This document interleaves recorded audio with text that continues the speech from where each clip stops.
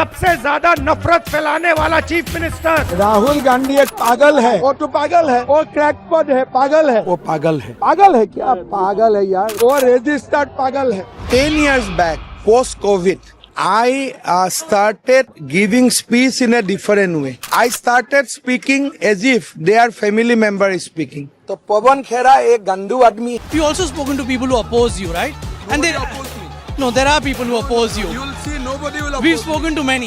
Hitler, who call you anti-democratic, fascist, communalist. What do you say? BBC told me Hitler. Assam people told me Mama.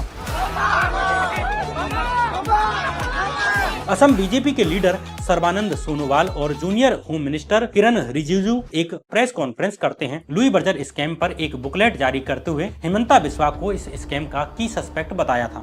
ये press conference तब की गई जब हेमंता अगले ही दिन Bhajpa join करने जा रहे थे। हेमंत शर्मा जी करप्ट थे या नहीं थे?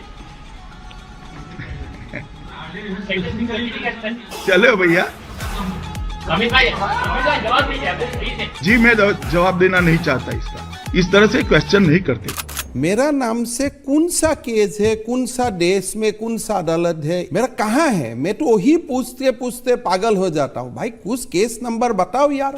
साल 1991 में यानी जब हेमंता बिस्वा शर्मा कॉटन कॉलेज में स्टूडेंट पॉलिटिक्स कर रहे थे, तभी उन पर आरोप लगते हैं कि वे आतंकवादी संगठन उल्फा के लिए शहर के बिजनेसमैन से लाखों रुपए की वसूली कर रहे। साल 2009 में NCHAC में हुए 1000 करोड़ रुपए के टेरर फंडिंग स्कैम में भी हेमंता बिस्वा शर्मा का नाम उछला। साल 2013 में वेस्ट बंगाल के शारदा चिट फंड स्कैम में हेमंता बिस्वा शर्मा का नाम सामने आने लगता है। मोदी के केंद्र में आते ही अगस्त 2014 में CBI ने हेमंता बिस्वा शर्मा के घर पर और उनकी पत्नी के न्यूज चैनल पर छापा मार दिया।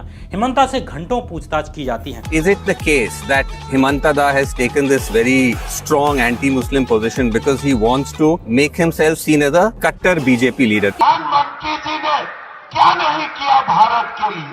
भारत को विश्व गुरु बनाने का काम मोदी जी कर रहा है। हिंदुवादी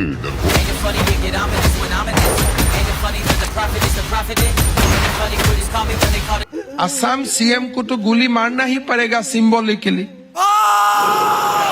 हेमंता बिस्वा शर्मा जब कांग्रेस में थे तब उन्होंने कहा था कि असम की पवित्र भूमि पर एक कट्टरपंथी पार्टी को पनपने नहीं दिया जा सकता, चाहे वो हिंदू हो या मुस्लिम हो। In Assam we don't practice communalism. In Assam it is a very secular society. आपसे मुझको सेकुलरिज्म का भाषा सीखना नहीं है। ये देश हिंदू का देश है और ये देश हिंदू का देश है और ये देश हिंदू का रहेगा। हेमंत शर्मा दूध में जैसे शक्कर मिल जाती है, इसी तरह से बहुत खूबी से मिल गए। बोलता है रिक्शा वाला को धक्का मार के बांग्लादेश भेजो, लेकिन मैं इतना मेरा बड़ा डील है, मैं बोला यार 5 रुपया का जगह में 100 रुपया दे दो। असम सरकार की इविक्शन ड्राइव के तहत हाल के महीनों में हजारों घर तोड़े गए हैं और कम से कम 1 लाख लोग इस तरीके की मेकशिफ्ट झुग्गियों में रहने को मजबूर हैं। हेमंता अपने स्टेट की हर प्रॉब्लम का ठीकरा इमिग्रेंट मुस्लिम्स के सिर पर फोड़ने लगे। जुलाई 2023 में जब गुवाहाटी में टमाटर और बाकी सब्जियों की कीमतें बढ़ने लगी तो हेमंता बिस्वा शर्मा ने कहा कि कीमतें बढ़ने के लिए मियां सब्जी वाले जिम्मेदार हैं। 2023 में हेमंता ने मुस्लिम फार्मर्स पर ज्यादा फर्टिलाइजर इस्तेमाल करने का दावा करते हुए उन पर फर्टिलाइजर जिहाद का आरोप लगाया। गुवाहाटी में फ्लड्स आई तो हेमंता बिस्वा शर्मा ने एक मुस्लिम द्वारा खोली गई यूनिवर्सिटी पर फ्लड जिहाद का आरोप लगा दिया। पागल है क्या? पागल है यार। अगस्त 2024 में हेमंता ने ऐलान किया कि उनकी सरकार लव जिहाद को रोकने के लिए भी एक कानून बना रही है। मैं असम में गांव-गांव में मुसलमान लड़का को बोलता हूँ, आप मुसलमान लड़की को शादी करो। अगर आप हिंदू को शादी करेगा तो मुसलमान लड़कियों को कौन शादी करेगा? इस बीच हेमंता ने यह भी कहा कि सरकार लैंड जिहाद को रोकने के लिए भी कानून लाएगी और मुस्लिम्स को जमीन खरीदने से रोकने के लिए कदम उठाए जाएंगे, जिसमें किसी मुस्लिम को हिंदू से जमीन खरीदने से पहले या किसी हिंदू को मुस्लिम से जमीन खरीदने से पहले चीफ मिनिस्टर की मंजूरी लेना मैंडेटरी। अब आप वही कर रहे हैं। आप प्रधानमंत्री कहते हैं कि हम हिंदू मुसलमान नहीं करते। हम तो आप हिंदू मुसलमान हम तो करते, मैं तो करता हूँ।